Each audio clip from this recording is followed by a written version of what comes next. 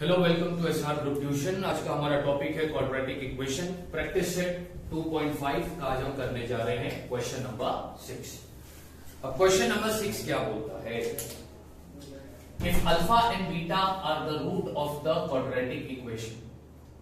Alpha और beta ये दो रूट है क्वाड्रेटिक इक्वेशन के, और वो क्वाड्रेटिक इक्वेशन ये रहा। Then find the value of alpha square plus beta square। Alpha square plus beta square की वैल्यू फाइंड करनी है। Alpha cube plus beta cube, alpha cube plus beta cube की value find करनी है। अब आप लोग बोलोगे सर इनकी वैल्यू फाइंड कैसे करेंगे? तो बच्चों इनके लिए तुम्हें ये फॉर्मूला याद रखना होगा। मैंने ये दो फॉर्मूले यहां पर ऑलरेडी लिखा के रखे हैं। Alpha square plus beta square का फॉर्मूला क्या बोलता है? Alpha plus beta bracket the whole square minus 2 alpha beta. और alpha cube plus beta cube का फॉर्मूला क्या बोलता है? Alpha plus beta the whole cube bracket the whole cube minus 3 alpha beta multiply by alpha plus beta. तो ये दो फॉर्मूले तुम लोगों को याद रखने होंगे जब भी तुमको इन दोनों की वैल्यू फाइंड करने बोलेगा। तो फॉर्मूले के हिसाब से हमको दो चीज चाहिए, एक चाहिए अल्फा प्लस बीटा और दूसरा चाहिए अल्फा बीटा। यानी हमको चाहिए सम ऑफ द रूट, हमको चाहिए product of the root. Quadratic equation दिया है, जब क्वाड्रेटिक इक्वेशन दिया होता है तो सम ऑफ द रूट और प्रोडक्ट ऑफ द रूट को फाइंड करने का फॉर्मूला हमको पता है कि क्या इस्तेमाल करते हैं। अब यहां पे लिखता हूं मैं सॉल्यूशन।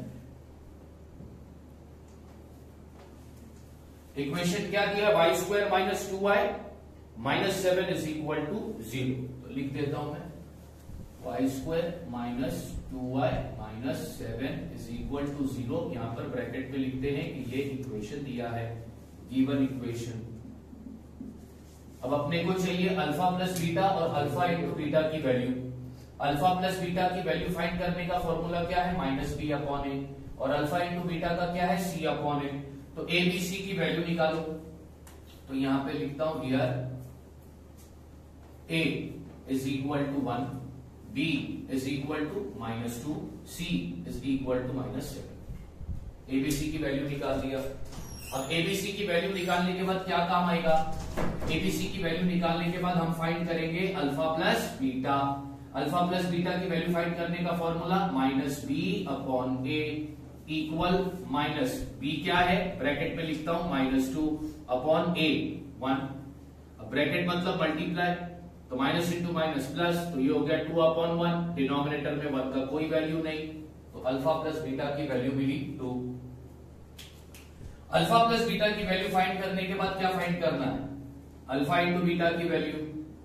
अब अल्फा इंटू बीटा की वैल्यू फाइंड करने का फॉर्मूला सी अपॉन ए। सी क्या है? -7 अपॉन 1 दैट इज -7। तो हमारे पास अल्फा प्लस बीटा की वैल्यू आ गई 2, अल्फा इंटू बीटा की वैल्यू आ गई -7। फाइंड सबसे पहला क्या करना है? Alpha square plus beta square की value.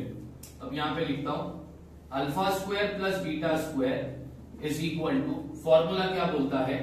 Alpha plus beta bracket the whole square minus 2 alpha into beta. अब इसमें वैल्यू डालने की बारी आ गई, तो वैल्यू डाल दो। अब अल्फा प्लस बीटा की वैल्यू हमको क्या मिली थी? 2। तो 2 bracket the whole square minus 2, इनके बीच में साइन होगी मल्टीप्लाई की। अल्फा इंटू बीटा अपने को क्या मिला है? -7। तो अब इसको फाइंड करोगे तो 2 का स्क्वायर होता है 4, माइनस इंटू माइनस हो जाएगा प्लस, 7 2 सा हो जाएगा 14, और 14 प्लस 14 हो जाएगा 18। यानी कि alpha square plus beta square की वैल्यू अपने को क्या मिली? 18। Alpha square plus beta square की वैल्यू फाइंड करने के बाद दूसरी किसकी वैल्यू फाइंड करनी थी? Alpha cube plus beta cube की। तो alpha cube plus beta cube का फॉर्मूला इस्तेमाल करेंगे। तो फॉर्मूला बोलता है alpha plus beta bracket the whole cube minus 3 alpha beta bracket alpha plus beta. अब फॉर्मूला के हिसाब से हमको वैल्यू इस्तेमाल करना है। अब अल्फा प्लस बीटा की वैल्यू क्या है? 2 bracket the whole cube minus 3, इनके बीच में साइन आएगी मल्टीप्लाई। अल्फा इंटू बीटा की वैल्यू क्या मिली? अल्फा इंटू बीटा की वैल्यू अपने को मिली है -7, फिर मल्टीप्लाई। अल्फा प्लस बीटा की वैल्यू क्या मिली थी? 2। अब इसको आगे अगर अपन करते हैं तो 2 का क्यूब यानी 2 2 सा 4, 4 2 सा 8, माइनस इंटू माइनस प्लस, 3 2 सा 6, 7 6 सा 42, अब 42 प्लस 8 दैट इज 50। तो alpha cube plus beta cube का वैल्यू मेरे को मिला 50, alpha square plus beta square का वैल्यू मिला मुझको 80। इस तरह क्वेश्चन नंबर 6 को सॉल्व करना है। क्वेश्चन नंबर 6 को सॉल्व करने के लिए तुम्हें ये फॉर्मूले याद होने चाहिए। इस फॉर्मूले के हिसाब से तुम्हें alpha plus beta, alpha into beta चाहिए। Alpha plus beta, alpha into beta के लिए तुम एबीसी की वैल्यू निकालो, फिर अल्फा प्लस बीटा के लिए माइनस बी अपॉन ए, अल्फा इंटू बीटा के लिए सी अपॉन ए का इस्तेमाल करोगे तो उनकी वैल्यू मिल जाएगी। बस फिर फॉर्मूले में वैल्यू को सब्स्टिट्यूट करना है और सम को सॉल्व करना है। तो इस तरह करना था तुमको क्वेश्चन नंबर 6, बहुत इजी सम था। अब हम करेंगे नेक्स्ट क्वेश्चन, लास्ट क्वेश्चन इस एक्सरसाइज का, क्वेश्चन नंबर 7। ओके स्टूडेंट, अब हम करने जा रहे हैं प्रैक्टिस सेट 2.5 का last question, question number 7। Question number 7 क्या बोलता है? फाइंड द वैल्यू ऑफ के की वैल्यू फाइंड करना है। If the root of the following equation are real and equal, आगे तुमको बोल दिया है ये जो इक्वेशन है इसका जो रूट होगा वो रियल और इक्वल है। इस इक्वेशन का जो रूट है वो रियल एंड इक्वल है। अब तुम मेरे को एक बात बताओ, इक्वेशन का रूट रियल एंड इक्वल कब होता है? जब बी स्क्वायर माइनस 4ac की वैल्यू क्या होती है? 0। यानी यहां पर इस इक्वेशन का रूट रियल एंड इक्वल इसलिए है क्योंकि डिस्क्रिमिनेंट की जो वैल्यू है बी स्क्वायर माइनस 4ac की जो वैल्यू है वो 0 है। अब उस इंफॉर्मेशन की मदद से हमको k की वैल्यू फाइंड करना है। बहुत ही सिंपल है। अब इसको किस तरह करोगे? तब यहां पे लिखता हूं मैं हियर a क्या है 3, b क्या है k और c क्या है 12। यानी मैंने एबीसी की वैल्यू लिख दी। एबीसी की वैल्यू लिखने के बाद अब मैं क्या फाइंड करूंगा? B square minus 4ac। तो यहां पे लिखा बी स्क्वायर माइनस 4ac, ठीक है। तो इज इक्वल टू, अब b क्या है? k है, तो यहां पे आ गया k square minus 4 into a क्या है 3 इंटू c क्या है 12, ठीक है। अब बी स्क्वायर माइनस 4ac को डिनोट किया जाता है डेल्टा की साइन से, तो इधर डेल्टा की साइन मैंने डाल दी और यहां पे लिखा k स्क्वायर माइनस 4 3 12 12 12 144। अब यहां पर तुम्हें डेल्टा की वैल्यू यानी बी स्क्वायर माइनस 4ac की वैल्यू ये मिली है। लेकिन क्वेश्चन में क्या बोला? But the root are real and equal. ये चीज कहां पर बोली थी? क्वेश्चन में बोली है कि इक्वेशन का जो रूट है वो रियल एंड इक्वल है। अगर इक्वेशन का रूट रियल एंड इक्वल होता है तो इसका मतलब क्या हुआ? इसका मतलब डेल्टा की वैल्यू यानी बी स्क्वायर माइनस 4ac की वैल्यू क्या होगी? 0 होगी, ठीक है। डेल्टा की वैल्यू क्या होगी? 0 होगी। अब तुमको क्या करना है? देयरफॉर इस डेल्टा की जगह पर तुम 0 डाल दोगे, is equal to k square minus 144। अब देयरफॉर ये माइनस 44 यहां पर आ जाएगा तो ये प्लस में हो गया, इधर क्या बचा? k square. अब एक तरफ स्क्वायर है दूसरी तरफ स्क्वायर नहीं है, तो स्क्वायर हटाने के लिए हम क्या लेंगे? स्क्वायर हटाने के लिए हम लेंगे स्क्वायर रूट। अब यहां पे लिखता हूं taking square root on both side, दोनों तरफ स्क्वायर रूट लेंगे। क्वाड्रेटिक इक्वेशन में स्क्वायर रूट, अभी इसको जरा मैं सिस्टमेटिकली लिख देता हूं, ये हो जाएगा तुम्हारा कुछ इस तरह k square is equal to 144। तो स्क्वायर एक तरफ है एक तरफ नहीं है, स्क्वायर हटाने के लिए तुमने स्क्वायर रूट लिया दोनों तरफ। क्वाड्रेटिक इक्वेशन में कांस्टेंट टर्म के लिए जब भी हम स्क्वायर रूट लेंगे तो उसके लिए दोनों साइन लेंगे, प्लस बी और माइनस बी। तो अब बताओ इसका आंसर क्या आएगा? देयरफॉर k रूट और स्क्वायर कट गया इज इक्वल टू 144 का स्क्वायर रूट क्या आता है? 12 प्लस माइनस 12, क्योंकि क्वाड्रेटिक इक्वेशन में कांस्टेंट टर्म का जब भी हम लोग स्क्वायर रूट निकालेंगे तो उसके लिए दोनों साइन का इस्तेमाल करना है, प्लस बी और माइनस बी। तो k की दो वैल्यू मिल गई, एक +12 और दूसरा -12। कांस्टेंट टर्म यानी वो टर्म जिसके साथ वेरिएबल नहीं होता। तो ये था क्वेश्चन नंबर 7 का फर्स्ट क्वेश्चन। अब इसका सेकंड क्वेश्चन भी मैं करवा देता हूं। सेकंड इक्वेशन क्या है पहला वो देखते हैं। सेकंड इक्वेशन है kx ब्रैकेट x - 2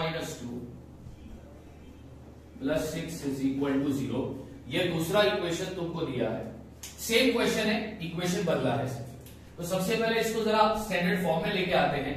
अब क्या करना पड़ेगा, अब इसको मल्टीप्लाई करेंगे क्योंकि ब्रैकेट मतलब मल्टीप्लाई होता है, तो ये हो जाएगा kx², फिर माइनस ये हो जाएगा 2kx + 6 = 0। ये बन गया इक्वेशन उसके स्टैंडर्ड फॉर्म में।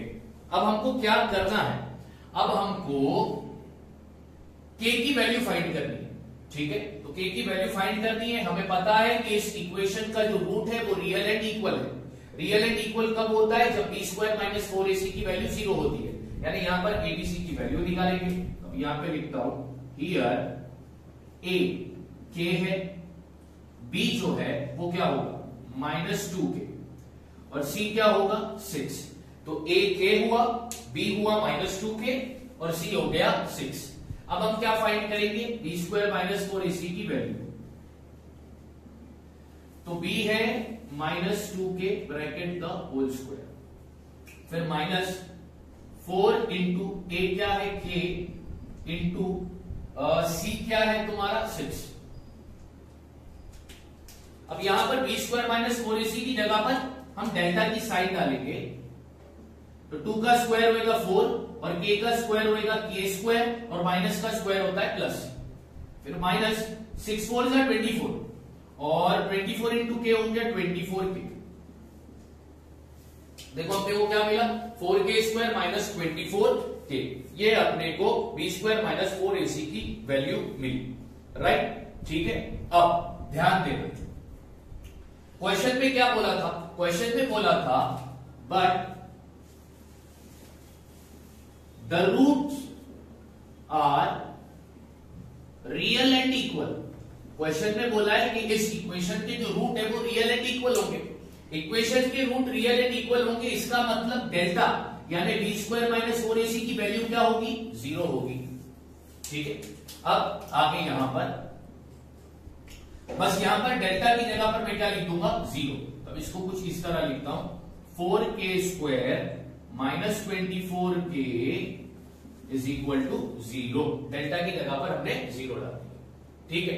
अब इसको कैसे सॉल्व करेंगे, तो बच्चों जरा ध्यान देना, ये दोनों नंबर में देखो इसका स्क्वायर रूट आता है लेकिन इसका नहीं आता। ये क्वाड्रेटिक इक्वेशन है 2 टर्म वाला, हमने फैक्टराइजेशन मेथड किया था कि फैक्टराइजेशन मेथड में 2 टर्म वाले क्वाड्रेटिक इक्वेशन को हमने सॉल्व किया था, ठीक उसी तरह इसको सॉल्व करना है। अब यहां पर इस कोएफिशिएंट का स्क्वायर रूट आता है लेकिन इसका नहीं आता, तो हम क्या करेंगे, दोनों का कॉमन फैक्टर निकालते हैं। तो इन दोनों का जो कॉमन फैक्टर है वो 4 होगा, क्यों, क्योंकि 4 × 1 = 4, 4 × 6 = 24। तो एक कॉमन फैक्टर मिला 4 और दूसरा जो कॉमन फैक्टर होगा वो k होगा, ठीक है। अब अनकॉमन फैक्टर ब्रैकेट के अंदर होगा तो बचेगा 1k -4 के टेबल में 24 किस में आया 6। अब ये k तो ऑलरेडी बाहर चला गया = 0। अब ये जो 0 है ये दोनों के लिए है, दोनों के लिए है। तो यहां पे मैं इसको इस तरह लिखता हूं therefore 4k = 0 और k - 6 = 0। therefore k = 0/4। कोई भी नंबर 0 से डिवाइड नहीं होता, उसका आंसर हमेशा क्या होता है 0। एंड या और k = -6 उधर गया तो +6। तो अब यहां पर k की हमको 2 वैल्यू मिली, एक 0 और दूसरा 6। तो इस तरह ये था पूरा तुम्हारा प्रैक्टिस सेट 2.5।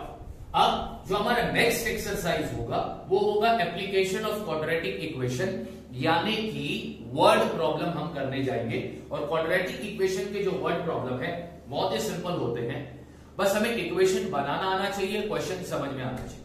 वो नेक्स्ट वीडियो में हम करेंगे। Till then thank you so much.